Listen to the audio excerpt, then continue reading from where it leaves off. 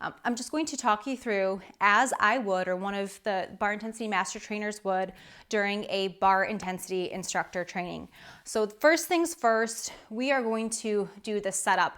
With plank, I'll say the setup is pretty easy because most people know plank. So truly, if I'm teaching a class, I'll say, go down to your mat, get into plank, arms straight. That's it. Go ahead, Alyssa, and I'll let everyone get into position. Now, I'm gonna let Alyssa start on her knees. Okay, so I might choose to have my class start on the knees, but because I'm gonna be talking for a little bit, I don't want Alyssa to fatigue. She will fatigue as it is on her knees, but I'm gonna have her start on her knees. But truly plank, it's such a universal exercise that you could literally just say to your class, go down and get into plank. Now, the other, I'll say nice thing, because there's not too many nice things about plank, but the other nice thing about plank is that plank is an isometric hold, so there is no action to cue, because usually our next step would be setup, then action. Well, no action, because you're holding. So your next thing that you're gonna do once everyone gets down there is to cue alignment.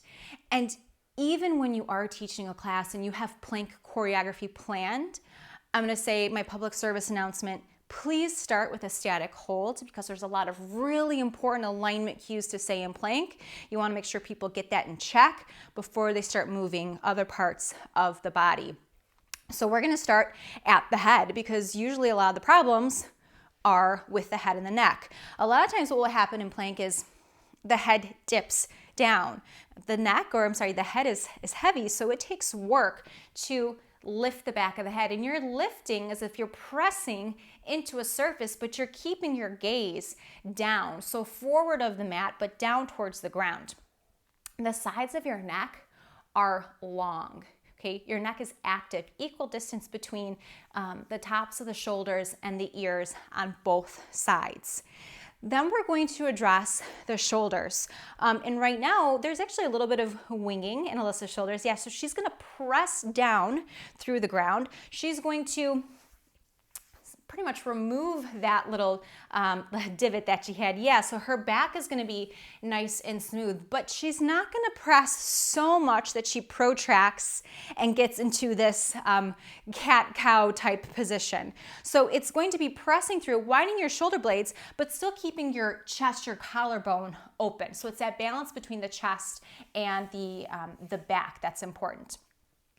Then we're gonna look at the rib cage. So the rib cage, the recruitment of the rib cage is gonna help obviously recruit the abdominals, the ribs attach, or the abdominals attach to parts of the ribs, the rib cage. You wanna think about taking the ribs and wrapping them around. But again, just like with the shoulders, you don't wanna wrap so much that you end up flexing the spine. We want the spine neutral, but usually you're gonna get this whole dumping forward, right? Because you're letting the abdominals go. If the abdominals aren't strong or they're not used to turning on, everything dumps forward.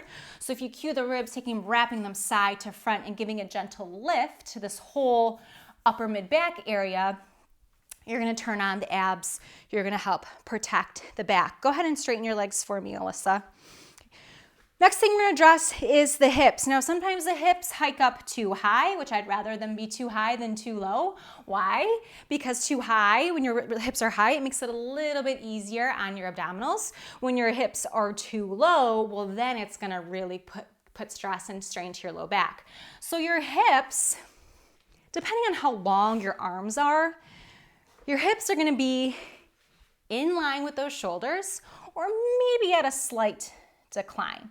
Okay, but pretty much these two they're not completely level, but they're almost at the same height. Okay, so those are your hips. You can come down to let's come up one more time. We're also going to talk about those heels. So we want your heels in a standard position over the balls of the feet.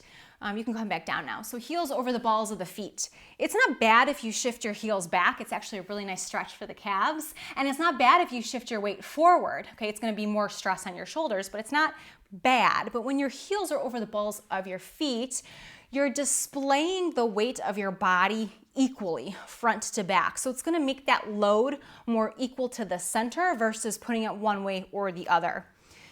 The last thing with plank that I want to address, which I kind of missed going from front down to bottom, is going to be the position of the arms. So the way Alyssa is right now, her wrists are underneath her shoulders, which is typically what we say. However, if someone is tight in the shoulders or someone is having a hard time adjusting their shoulder blades and their head and their neck, I would cue them to take their arms just a little bit wider than the shoulders. Okay, so when you're a little bit wider, you're giving more space for your shoulders, for your chest, for your back, and sometimes people can get into better alignment slightly wider. The other thing is that your wrists are going to be underneath your shoulders. It has to do with, again, displacing the weight more equally. Now, if your arms are forward of your shoulders, so walk those arms forward even more. Yep, and then come into your plank. That's fine. Yep, on your knees.